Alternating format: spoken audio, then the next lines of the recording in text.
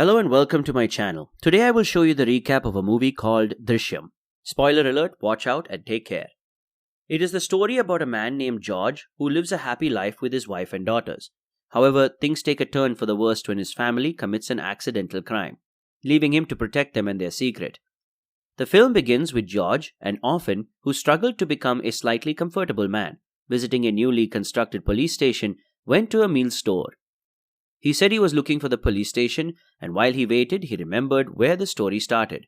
George is an orphan who worked as a cable technician in Rajakad.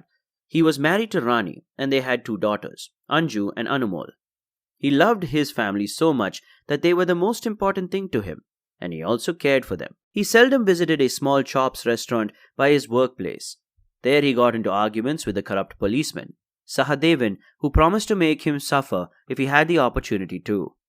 The sweet story of George's family became sour after a school trip that Anju went on. Some days after the trip, on her way home with her little sister, Anju met a schoolmate, Varun, the son of an inspector general of police. She asked her sister to return home while she spoke with Varun. He showed her a naked video of her which he had videoed during the trip and requested that he would only delete the video if she satisfied him sexually.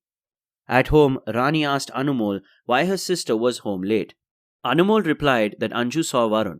So when Anju eventually returned, she lay on the bed very tired that night. There was heavy rain. But notwithstanding, Varun entered Anju's room. He tried to force her into intercourse against her wish, but while she struggled, her mother entered. Rani begged the perverted boy and reminded him their family was too poor to be caught in such controversies. But Varun said since she had interfered, he wanted her and not Anju. At that point, Anju covered her body. The following day when George arrived, his family ran to him in tears, hugging him. He rightly figured something was wrong, and they explained last night's encounter. Apparently, while Varun faced Rani, Anju picked up metal from behind Varun and hit Varun on his head. She hits him once and hits the phone she is fighting for. Varun fell and they found out he was dead. Nervously, they wrapped his body in a sack and buried him outside. The youngest daughter, Anu, saw this. The following day, Anu showed George a key she found around the house, which was Varun's car key. He collected the key from Anu and went to where the incident occurred. Luckily, there weren't any blood signs indicating that Varun probably had an internal injury. He asked them to pick up the phone's pieces and the SIM. Then he went to where Varun's car was parked. However, as he entered the car, it made an emergency noise, and Sahadevan, who was speaking with two other natives, saw the car. He chucked the SIM in the truck and then he drove the car into the water. To create an alibi, he took his family on a trip where they had several countable experiences to prove their alibi. However, the trip was on 5th of August, whereas the incidents occurred, they were on the 2nd and the 3rd of August. 2 weeks later, Varun's mother, Geeta, starts an official investigation to find her child.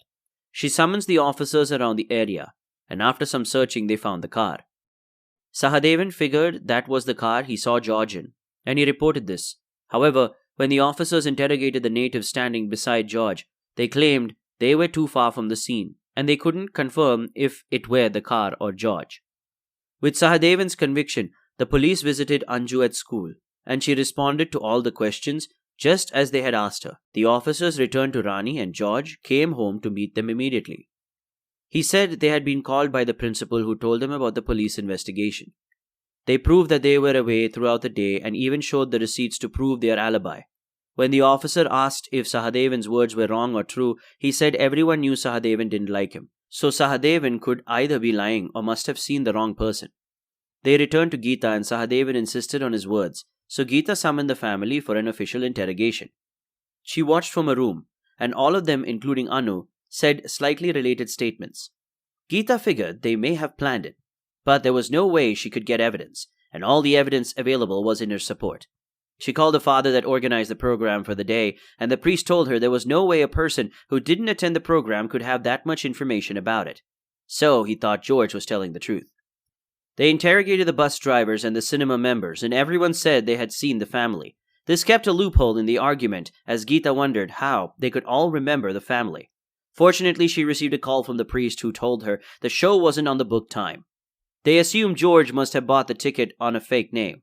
Geeta figures they had been played, as all the acts were done on the 4th and the 5th, and there was also evidence that showed his kids didn't go to school on 4th and 5th, but George insists it's because they were sick from cold. However, he got original tickets for the 2nd and 3rd, Then he returned to the places a few weeks later to paint the pictures to all the witnesses as second and third. So they decide to end it all by getting violent in their interrogation. The police return to George to come and arrest them. Beforehand, George had told his cousin to call some news outlets if he is arrested again. At the police station, Geeta told Sahadevan to torture them. However, they didn't confess. Geeta called Alex, one of Varun's friends, who admitted to what they had done. At this time, the news outlet is around the office. Sahadevan tortured Anu, who confessed that the remains of Varun were in their backyard. As the officers went there, they found a dead dog there. Geeta spoke to the newspapers and showed them how they had been tortured. As a result, Geeta resigned. After the incident, Rani asked George if they hadn't been too cruel in their acts and said Geeta wasn't at fault. But George reminded her that Geeta would have done the same for her son. That day. The police officers come to George and they take him to Geeta and her husband. They ask him if they should still wait for their son, and with great compassion for them, and he confessed, but there was nothing they could do.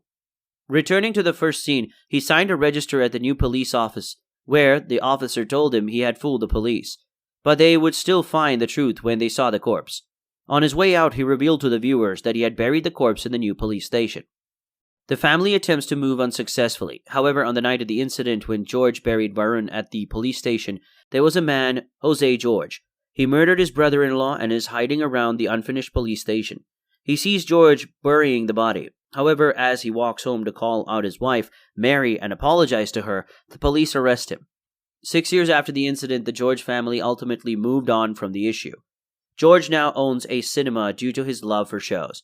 He receives a call one morning as regarding a show at a cinema, and when he sees Rani, he tries to tell her he has accepted the show. Rather than answering him, she tells him he always does everything without her consent, and there is nothing he needs her support for again.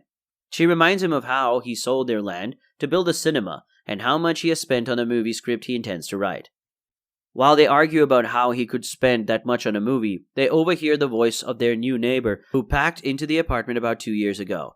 The woman, Sarita, is married to a drunk man, Chechi, who hits her every time she refuses to give him money. Based on Rani's advice, George comes to stop Chechi, but Chechi insults him, telling him he doesn't get involved in George's family, so George shouldn't get involved in his family. Sarita eventually gives Chechi the money, and before leaving, Rani says she needs to see Sarita that evening. Anju is now a college student, although the issue still affects her mentally, and Anu now attends a Catholic school. That day, Anu informs her family that she will be coming home. George goes to work where he installs CCTV cables around his cinema and gives the installer his phone to put the videos there. He also receives a visit from Varun's family, who just came from America for his son's remembrance, and begs for their son's remains, saying a priest told him their son is wandering around and they need a proper burial. However, George tells him he can't help him. Since no one in the village precisely knew what has happened, several rumors spread. Some say Varun and Anju had a relationship and George caught them having intercourse and they killed Varun. Another set says it's Varun and Rani, irrespective of the side talks. The family lived through it all. Rani asks Sarita about the alliance Sarita wants to get for Anju, but Sarita informs her the company has refused due to the rumor. On the other hand, Anu sees a schoolmate, but she can't bring him home due to her mother's fear of the male gender. Sarita keeps getting closer to Rani and George advises her to report her husband to the domestic abuse office. The fights between Sarita and her husband get Rani close to her. On the other hand, Jos, the young man imprisoned 6 years ago, is released. He returns to their everyday hangout spot before going home to his wife, Mary. He begs Mary to forgive him, but Mary refuses, after which he goes to his mother to help him beg Mary. His mother also refuses. She says Mary was friendly enough to accommodate her all these years, and she doesn't think Mary will welcome him back. Sarita eventually reports her husband and the police officers come to interrogate her, and they also come to meet Rani. However, Anju goes to open the door, and as she sees them, she gets scared. The police warn Sarita's husband too. However, that night Anju gets a seizure after seeing the police again, and she's taken to the hospital. Anju comes home with her school friends, and they have planned to act in a play in their compound. As a result, she takes her friend towards the wood, and this makes Rani scared. She tries to have the conversation, but George refuses. So that day George leaves home, and they go to call Sarita to stay over. That night, with Rani's heavy heart, she confesses to Sarita, but says she doesn't know where the corpse is. Unknown to her that Sarita and her husband are undercover agents, they report to their superior the next day. But since there's no corpse, nothing can be done. They start the investigation again. They search around the surroundings to no avail. They search inside the church premises, and Sarita tells Rani about this, hoping Rani will have the conversation with George. However, despite the conversation, George didn't say anything. The police leave a reward for anyone who has the information, and when Jose, who has been struggling to recover after returning home from prison, hears this, he runs to the police station. At first they assume he only wants the money, but when he tells them of his experience, they realize he may be the key to the end of this case. They give him the money, and he tells them the remains are in the new police station. When Varun's father hears this, he remembers George's words that he can't say where it is, and they start searching the station. They find a skeleton remains in the new police station, and the case gets officially reopened. Geeta meets with Sarita and her husband and appreciates them for their hard work. The case gets to the court, and they open a reinvestigation. As a result, George and his family are arrested for a personal interrogation again. During the interrogation, Geeta slaps George, shows them the audio recording of when Rani spoke with Sarita, and brings Sarita in her public uniform. At this point, the family feels it's finished. Geeta goes to Anju to interrogate her, and Anju faints. She gets another seizure, and due to wanting to protect his family, George confesses to the crime. He is taken by the new IG, Bastin, to write his report, and in the report, he says he killed Varun with iron while protecting his family. Geeta protests that George should be tried alongside his family, but her husband, Prabha, begs her and says Anju is sick and the family should be left alone. Geeta orders that her son's involvement and the video should not be brought up in the court, and Bastin reassures her that George didn't mention it. They resign to the joy, and their case eventually gets to a close until they realize it isn't over.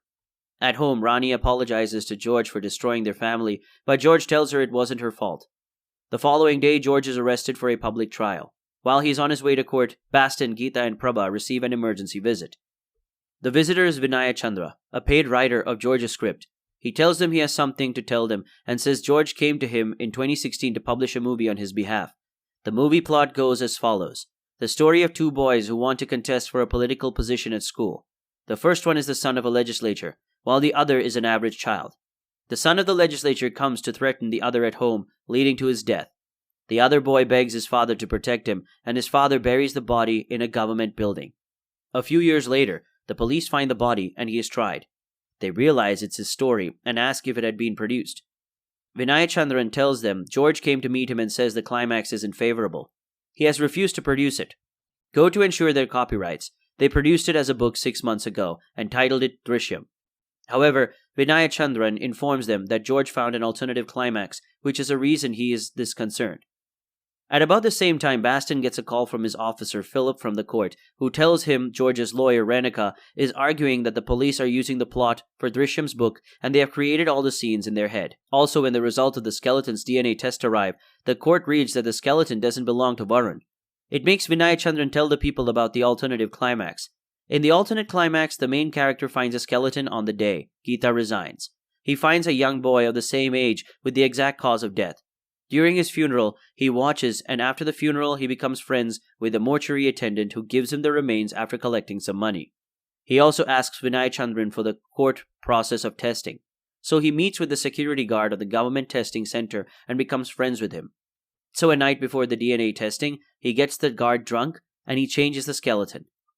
Following the result of the DNA, Tew Court releases George and Renika insists the court close any such investigation. As George comes outside the court, Vinaya Chandran remembers his words that the story's main character has had his share of punishment with the life he lives, as he will never be able to look at his victim's parents. And as he passes by, he couldn't look up. Vinaya Chandran remembers that there is a tail end to the climax, which is delivering the child's remains to his parents. George sends the cemented remains of Varun to his mother, as they do his final rite. Bastin tells Geeta to forgive George. He tells her they will never win and they should let it go. He tells her that George's life is his punishment. She accepts, and George watches them from afar. George leaves and the movie ends. Thanks for watching the recap. Kindly subscribe to the channel to get notified when we post the next one.